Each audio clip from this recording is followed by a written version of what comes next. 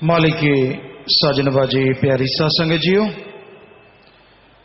जो भी जीव यहां इस जलते बलते भट्ट घोर कलयुग में अल्लाह वाहिगुरु राम गौड़ खुदा रब की याद में आके बैठे हैं, बैठ रहे हैं। बहुत साथ संगत अभी भी आ रही है। हालांकि बहुत बार आपसे प्रार्थना की है, गुजारिश की है कि आप समय के अनुसार थोड़ा जल्दी आया करें, गर्मी का मौसम है।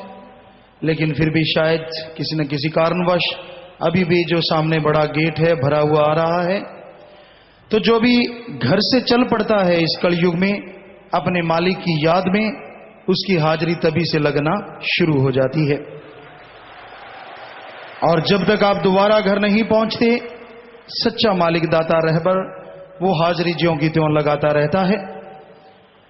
और आप लोग, हालांकि मौसम थोड़ा गर्मी का है, पर पता नहीं कितने जन्मों जन्मों की गर्मी खत्म होनी होती है, ये तो राम जानता है। किसी चीज की परवाह नहीं करते। शेख फरीद जी ने बहुत फरमाया, बहुत लिखा है, गलियां कीचड़ से भरी हो, कितना भी जबरदस्त बरसात हो रही हो, अजी ये तो बात ही कुछ नहीं। जमदूत भी अगर पहरा दें, शेर गरज रहे हो, मालिक से प्यार करने वाला मालिक के पास पहुंच के रहता है। तो ये साथ संगत भगवान का रूप है, अल्लाह वाहिगुरु राम का रूप है। और आप इस रूप में शामिल होते जाते हैं तो उसी का रूप बन जाते हैं। ये धर्मों का कथन है, हम मान बढ़ाई नहीं देते, पंपिंग नहीं करते। कई कहते पंजाबी च पंप मारता, नहीं, पंप नहीं मार रहे। जो धर्मों में लिखा है, जो हमने पढ़ा है, जो सतगुरु मौला बुलाता है, वो आपकी सेवा में बोलते हैं और 100% सच बोलते हैं। क्योंकि हर धर्म में लिखा है साध संगत भगवान का रूप होती है, इसमें कोई दो राय नहीं। मालिक आपको नजर आए ना आए, पर हमें तो आप सब में मालिक बैठा नजर आ रहा है। तो भाई आप यहां पधारे हैं, सभी धर्मों के लोग, मालिक की रंग बिरंगी फुलवाड़ी इस बगिया में सजी है और सज रही है।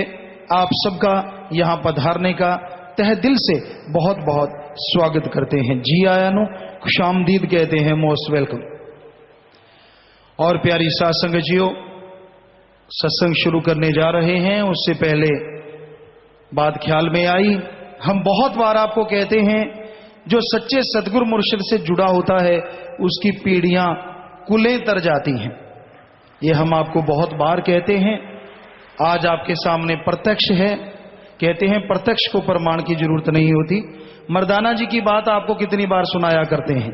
श्री गुरु नानक देव जी महाराज के जो रागी थे, जो साजी थे, और उनके द्वारा गुरु जी ने पता नहीं कितने खेल खेले। मर्दाना जी की कोई हिम्मत नहीं थी कि वो कुछ करते, वो गुरु जी ही उनके अंदर भर देते थे कि अब ऐसा कर ताकि नया खेल दिखा सके। अगर उनको भूख लगती थी तो वो भी गुरु जी ही लगाते थे, ये नहीं था कि उनको ही भूख लगती थी। सतगुरु के पास सच्चे दृढ़ विश्वास से कोई रहे, उसे भूख थोड़ी ना लगा करती है। वो तो सतगुरु खेल खेलता है तो सिख की क्या ताकत। तो वो वैसा खेल खेलते थे।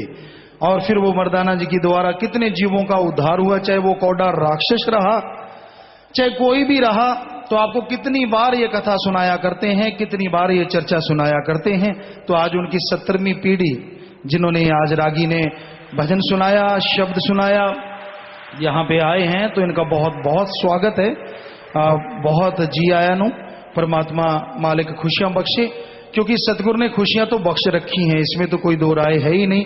जो सच्चे गुरु के साथ जुड़ा, देखो हम आपको बोला करते हैं, उसकी पीढ़ियां तर जाती हैं। ये तरी हुई पीढ़ियां हैं जो यहां पहुंची हैं।